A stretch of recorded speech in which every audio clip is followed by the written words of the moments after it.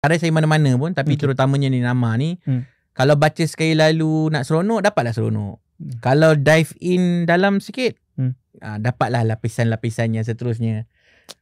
Watak jagat suci adalah watak pemimpin yang kejam. Okay. Baik pada asal, bukanlah baik tapi akhirnya dia kejam sihir. Ada kritikan pada mana-mana pemimpin ni? Secara tersirat-siratnya ada. Adalah. Kena cari lah. Baca kena tulis dah baca. Kena apa, tak boleh nak sebut nama-nama siapa kan. Tapi cara Hilal menyampaikan. Yang dapatlah. Pada saya ni nama ni, contohlah karya saya mana-mana pun, tapi terutamanya ni nama ni, kalau baca sekali lalu nak seronok, dapatlah seronok. Kalau dive in dalam sikit, dapatlah lapisan-lapisan yang seterusnya.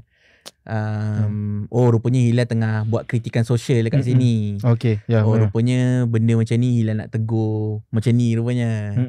Tapi kena baca dengan orang kata mood nak membedah lah. Mood nak mendalami benda ni, relate dengan apa kan. Kalau jagat suci tu kita gambarkan dia sebagai pemimpin yang dia memang pemimpin yang berjasa, tapi dia tak nak lepas kuasa. Dia tak boleh tengok tanah semenanjung tu diurus oleh pemimpin yang lain, hatta anak dia sendiri. Kan. Faham. Dalam ni nama ni kita ada cerita lah macam mana dia pun berkomplot jatuhkan anak dia. Jadi dan kalau pemimpin lain memimpin, lama sikit tak selesa lah. Dia nak pemimpin tu jatuh juga. Faham. Kalau sama dengan siapa, terpulang lah. Terpulang. Tapi jagat suci tu bukanlah nak menyerang individu tertentu.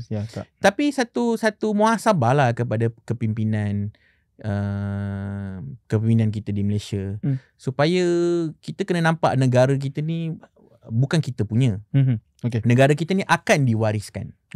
Jadi kalau kita rasa kitalah solusi, kita silap lah. Bukan negara ni pun, kalau kita tengok negara orang lain pun, kadang-kadang kita nampak pemimpin dia macam tak nak lepas.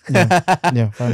Berbagai taktik untuk tak nak lepaskan jawatan ataupun nak masih ada influence lah paling kurang pun ya.